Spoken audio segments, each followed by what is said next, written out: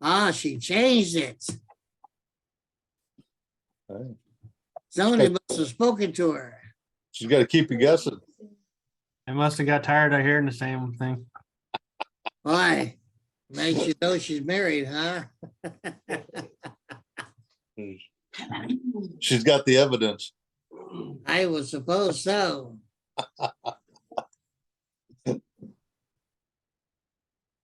There's a very distinct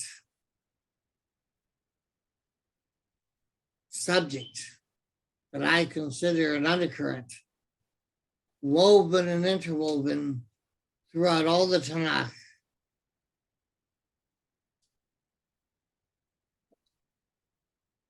And so I got to speak to you about this as you grow and as you progress.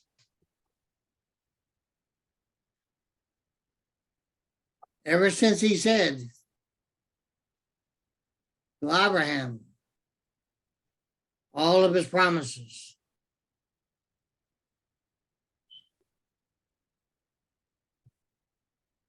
ever since he spoke to Moshe and had such a short-lived but history-changing conversation,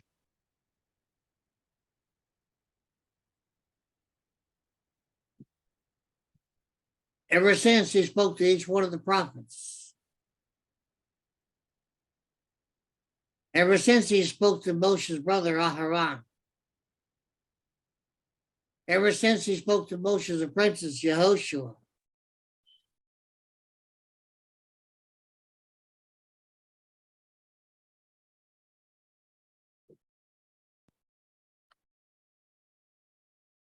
he's been letting us know through various ways and means that we are his people and he is our Elohim. He's been letting us know that we are recipients to the promises he made to his servant, our vote, beginning with Abraham.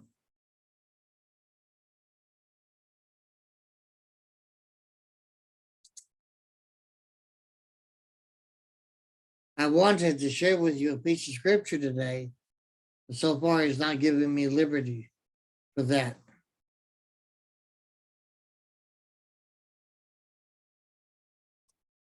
You will find as you study, and as he writes on your heart, and as he reveals,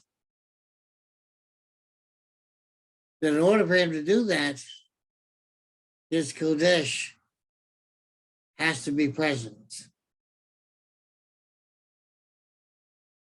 As his Kodesh is present, each and every time it makes a change in our hearts. Mhm. Once there's a change in our heart, there's a change that happens in our mind. Once that change occurs in both the heart and the mind, there is an additional change that happens in the brain. Mhm. Now, let me see. I believe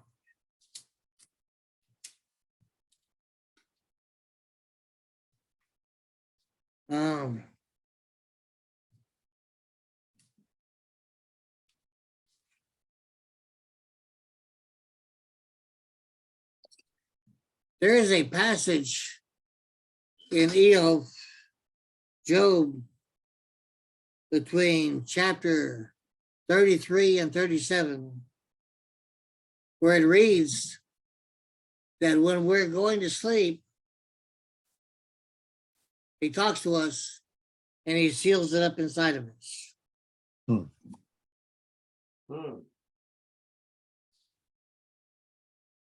That is an area that without a doubt you need to have an understanding of. I'm having a little difficulty in finding it at the moment, but I've seen it there before. I taught on it before. Well, I definitely know it's there. Oh, here it is. I have it hidden. Where is it at? 33, 15 through 18. Say it again. Job 33, 15 through 18. Wow. Jesus chapter 33, 15 through 18. 33. I'm gonna find it. Now, this is the part that he's given me liberty to share with you. In chapter 33,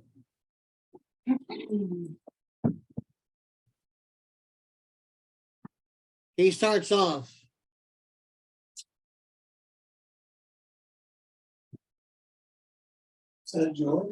Somebody is speaking to you, Job. That's Rabbi. Say again. 33 what? 15 through 18. It's actually 15 through 18, but we're going to start Come here. in verse 2. Now, as we read this, see if you can identify within yourself of times before the Most High.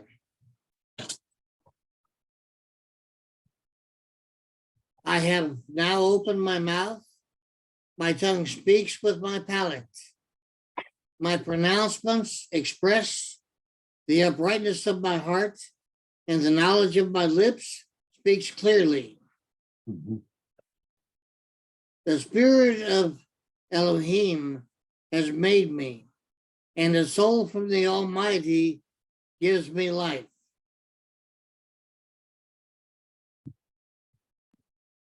If you can, answer me, state your case before me, and stand firm. Listen, I represent Elohim as you requested. Though I too am fashioned from clay. See, fear of me should not intimidate you. Do not let my authority overwhelm you.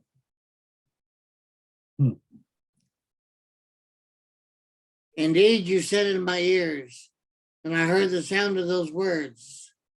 I am innocent, without sin. I am pure. There is no transgression in me. He seeks pretexts against me. He considers me his enemy. He places my feet in fetters, monitors all my paths. I will answer you that in this you are correct, for Elohim is greater than man. Why do you complain against him that he does not answer all of man's statements? This is one of the proof areas that he answers all prayer, because all forms of prayer are statements. For Elohim speaks once and sees no need for twice. So when he's answered, he has answered. When he speaks, he speaks. That he does.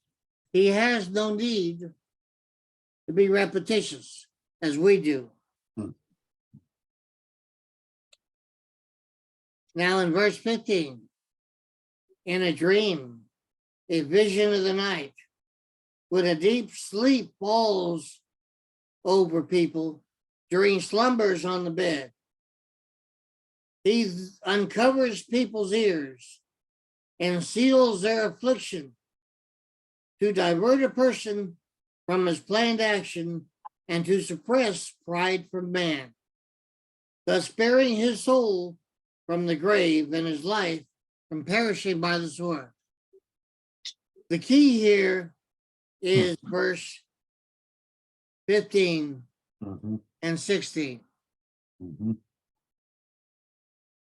Now, jump down to verse 24. Then Elohim will be gracious to him and say, redeem him from going down to the grave, for I have found him atonement. His flesh has revived from his trembling, and he will return to the days of his youthfulness. He entreats Elohim. He accepts him. He appears before him in prayer, and he recompenses man for his righteousness.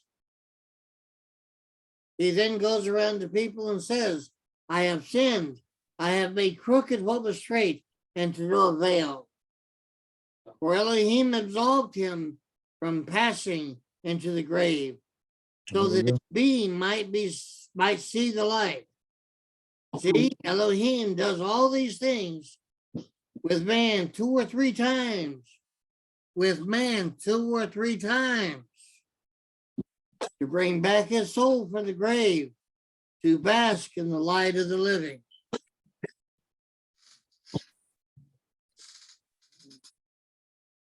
Two or three times. 2 or 3 times. 2 for sure, maybe 3.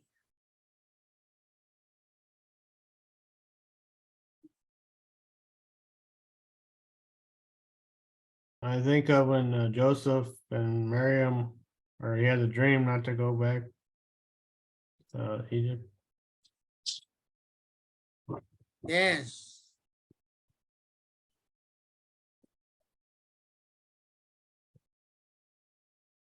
Now, I've heard a lot of people comment on these passages that I've just gone over with you. Christians definitely will see it one way. The Orthodox and Judaism will definitely see it another way. But if you don't have an opinion from Christianity, and you don't have an opinion from the Orthodoxy, how might you see that if the Most High is speaking to you?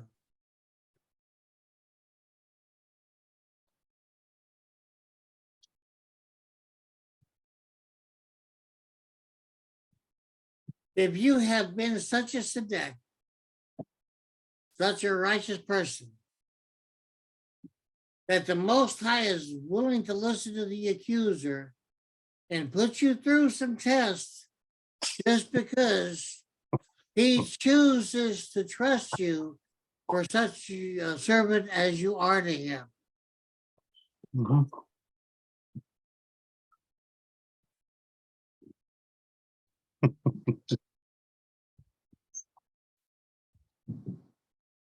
And yet, for such a servant as that, to grow weary and still beseech the Most High for an additional witness beyond being his righteous servant. And so he says, I'm going to help you through this 2 or 3 times. Because you're my servant. I have not released the adversary to take you to the grave.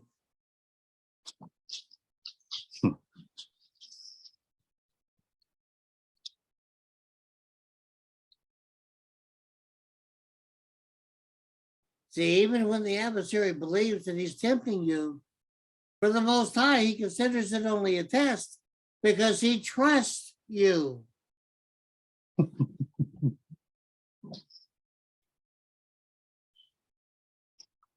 Still got all your teeth, though. That's apropos.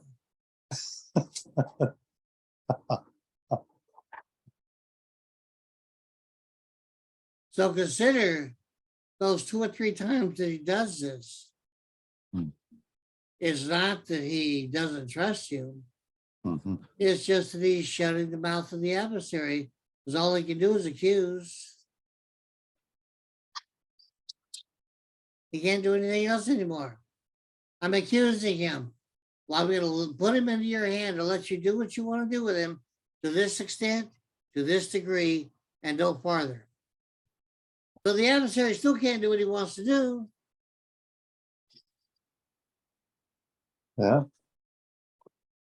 He still can't devour you, even though he's attempting to tempt you, which in reality is a test from the Most High. That it is. He couldn't even do that without permission. Mhm.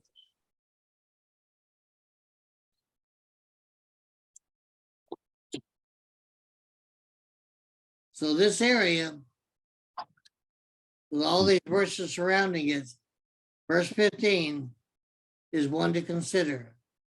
The whole passage that I've shared with you is good for consideration, but mostly 15. Because you got to work on you those 2 or 3 times in your life.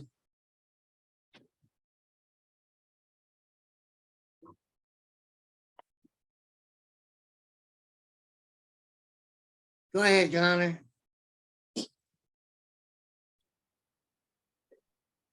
What? What? Are you It's good to see the Most High stirring your heart. That's all.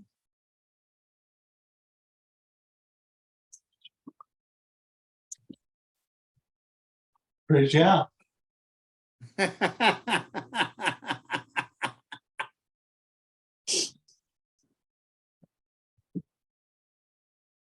Now, it's the Most High who chooses when he does this.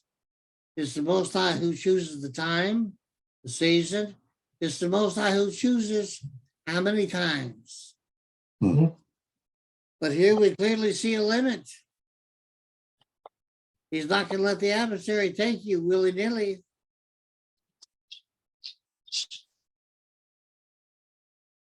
The adversary is always very limited. Yep. So I wanted to share this passage with you. And if you can see within this passage, the Most High is Kodesh, his truth, and the redeeming qualities here from atonement to growth. It definitely becomes worthwhile.